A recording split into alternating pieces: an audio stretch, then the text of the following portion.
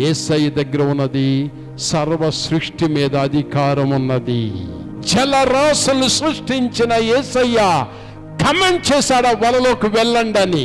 మామూలు చిన్ని చిన్ని చేపలు కాదు, విస్తారమైన చేపలు కాదు, ఒకటి ముఖ్యమైనది గొప్ప చేపలు 153 చేపలు వలలో పడ్డాయి. సూర్యుడు ఉదయిస్తుంటే ఆ మెరుపుకి తలుపుకి అవి రావు బయటికి. అటువంటి చేపలకి దేవుడు ఆజ్ఞాపించి వలలో పడేటట్లు చేశాడు.